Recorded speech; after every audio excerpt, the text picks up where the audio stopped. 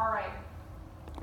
So the next level is drawn at 4 in the morning. The level is now 6. The albumin is 3.2. Do you recommend a loading dose now? And if so, what dose would you do? How about 16?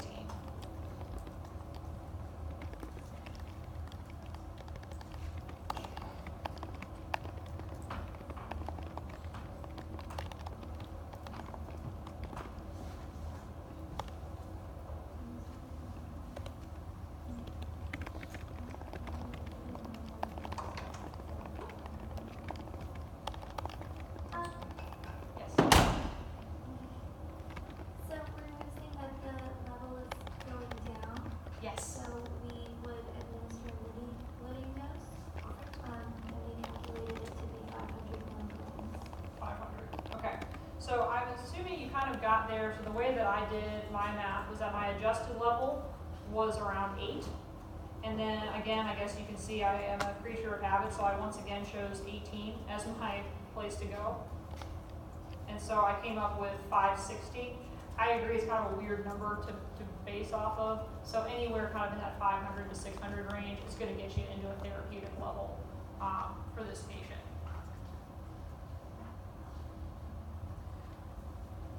So the key thing that I want you guys to take away from this is load, the 20 mg per kg is for no drug in system. And then you have the mini load for I want to tweak my level. And the idea here is that if you want to tweak the level, you're not just going to go up on the dose, okay? Because you're not going to see that for a week or two. And that's going to be a problem for you. So you need to have something kind of more immediate. All right, what maintenance dose are you guys going to recommend? 14.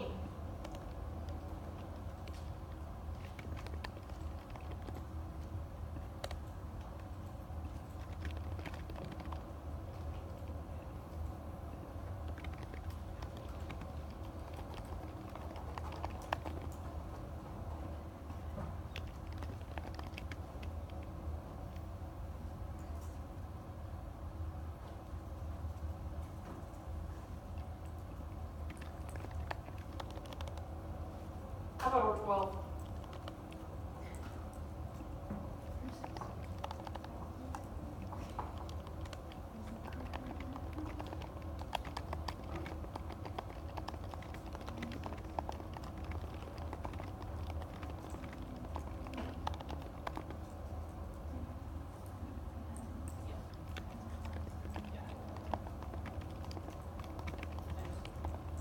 Do any of you guys know?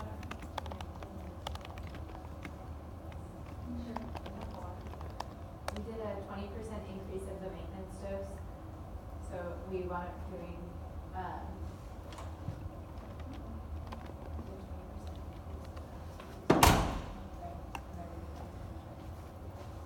so we did 600 milligrams. Okay, so you come out to like 200 TID or something like that. So the way that I intended the question is just like you load the patient and you give them your dose and you're like, okay, great, I loaded them. And now they're saying, okay, we want to start them on it. What are you going to give them going forward? And generally speaking, how I would do that is I would just start somewhere in the range of like 5 to 7 mg per kg in a day. And so if you do 5 times 80, you come up with 400, I believe. And if you do 7 times 80, you come up with 560. And so then the question is, what are your tablet sizes, your capsule sizes, things like that. And so for me, when I saw this, I immediately thought 150 TID looks downright perfect. It's like right in the middle. That comes up with 450 milligrams total. So the question, the kind of 2 take-home points I want for this, maybe several take-home points. One, if you're just going to start a maintenance dose, I would do something in the 5 to 7 range, and then round something that makes kind of logical sense from there. Do not just tell me that the starting dose of phenytoin is 100 TID. We do that a lot in practice, but it's not actually, there actually is like a calculation that goes with it. And I'll tell you, 100 TID does work for a lot of folks, kind of in that anywhere in that 50 to 70 milligram or kilo range. It probably is a reasonable dose, but not everyone is 60 kilos, especially not in Georgia. So we need to kind of keep that in mind. The other thing too, in terms of like how we're dosing, so even like how I naturally talk, I talk like I work in the hospital, so I'm like, of course we would give phenytoin as small doses broken up 3 times a day. And we do that oftentimes because we're giving it IV, and so it's better for IV to be given in smaller doses more frequently, which is kind of how it works, as opposed to giving them one big dose at night with the extended release capsules that you're used to seeing in the outpatient setting. Either are fine. I will not be able to put both on a multiple choice question for you. So you'll either have 150 TID or 450 QHS. One of those will be the answer. All right, so we start this lovely dose. 2 days later, the level is drawn, and it's 15. The patient's albumin is 3.8. What's the corrected level?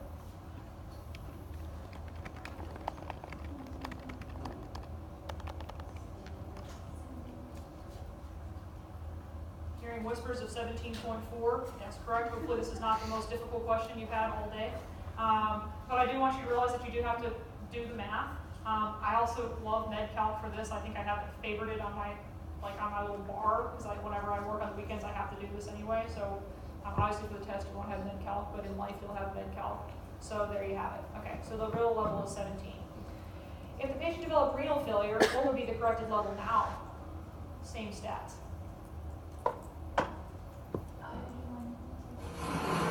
31.25. Awesome, thank you.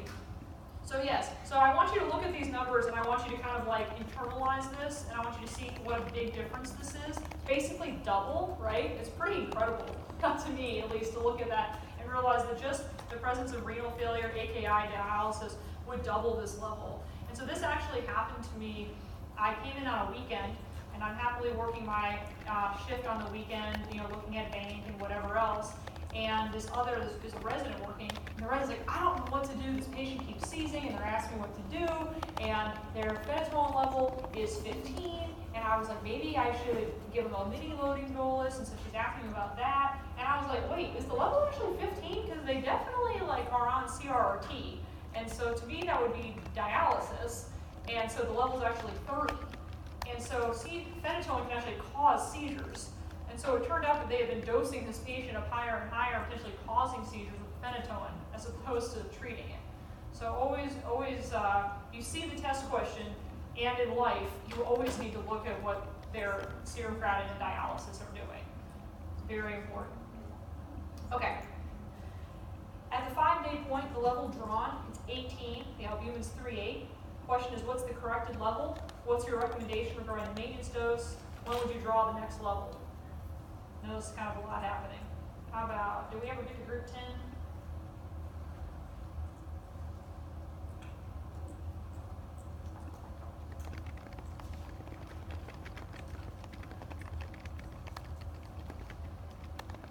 How about just give me the corrected level? Start with that. Do the lot ball. Our corrected level was 20.93. Beautiful. What do you think about the fact that it was 17 and then 3 days later it's now 21? Do you feel good about that trend, bad about that trend? Probably means we should lower the maintenance dose. I agree, and I bring this up for you guys because I want you to realize that although steady state is of course, always the perfect time to make dose adjustments, I want you to realize that you can know a lot before steady state. If you are unhappy with a dose because it's too high a week early, you're going to be really unhappy a week later if you let it go, right? So you have to think about, okay, I'm going to bring this down a little bit, and then unfortunately you have to wait a week and kind of see where you settle out. So for a patient like this, where you see, to me it's a fairly big jump, 17 to 21 in just a few days, I would think that I would want to back this down. And so, 20% reduction, 125 TID, something in there seems kind of about right. If someone told me they wanted to do 100 TID, I wouldn't judge you for that either. Those are both reasonable choices. Reducing the dose is kind of what I want you to go with. I do not want you to freak out and hold the dose. Just want you to go down. It'll come back down, okay? Let's see. And then when would you want to get a level? Let's say you go to 125 TID, when are you going to get your next level to assess?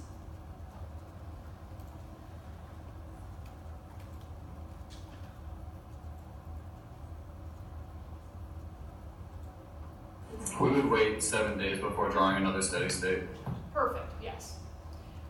7 days is a good answer. I will tell you in the hospital, we tend to get these levels daily or every other day. That's fine to look at, but I want you to realize you probably shouldn't be reacting overly strongly until you kind of hit that 7-day threshold. Unless, of course, we're doing the thing where we're way before steady state and we're already shooting way over. Okay. My question for you guys is, some places have free phenytoin. What are the advantages of a free phenytoin level over total? Why would I be interested to know that? Free phenytoin is what's active in the body. It is what's active in the body, which is really interesting. And so, in particular, with critical illness, you can see so basically your body's like freaking out, fighting for its life, and so it shifts protein production to like go do whatever it needs to do for the critical illness. So one of the things that you will see that drops is albumin. So you can see these big changes in albumin. And you can also see kind of different binding patterns of drugs compared to like how we originally studied them. So you can end up with patients where they have their free phenytoin level does not actually correlate overly well with their total, and it kind of defies your logic. So it can be very helpful to just have an actual number of like what is active. If a normal phenytoin level is 10 to 20, and a normal free phenytoin level is 1 to 2, and you found the free level was 1.2, what would be a reasonable guess as to the total?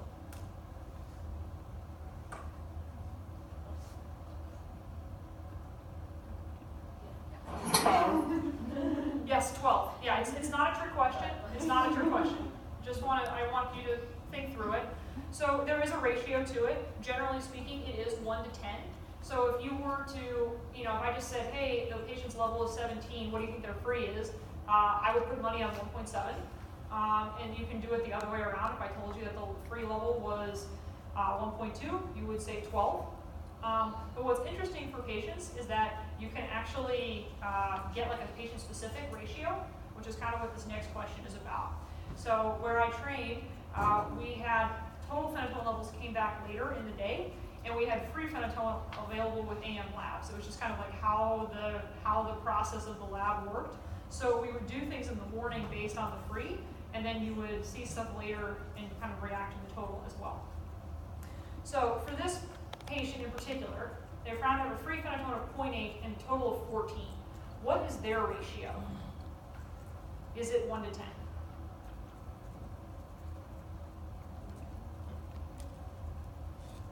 How about group 7?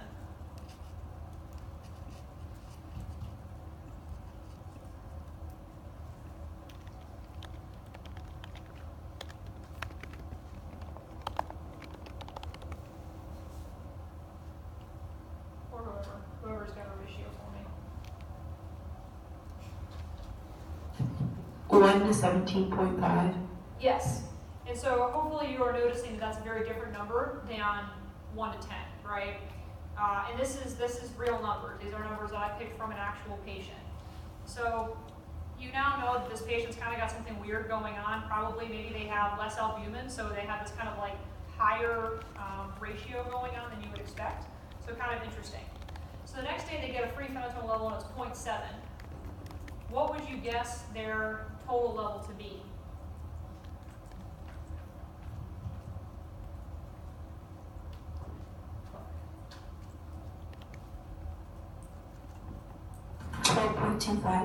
Yes, 12.25.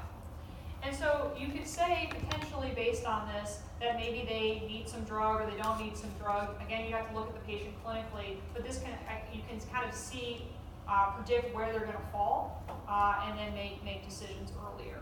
So unfortunately at AU we do not have free phenytoin, but I know the neurologist that just came on is like, we need to have this. I don't know why we don't. So depending on where you go, you may see this, and I think it's important that you had a little bit of exposure.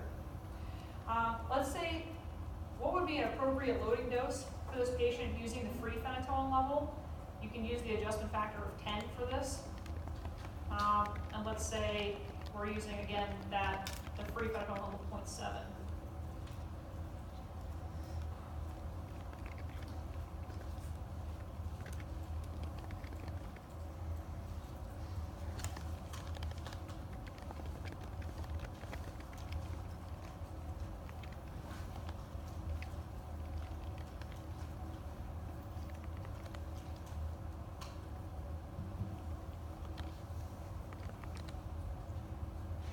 you guys come up with?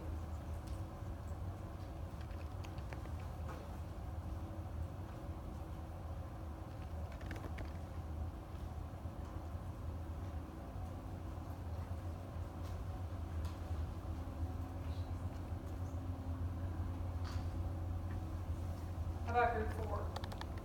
I think I already did 4. How about 5?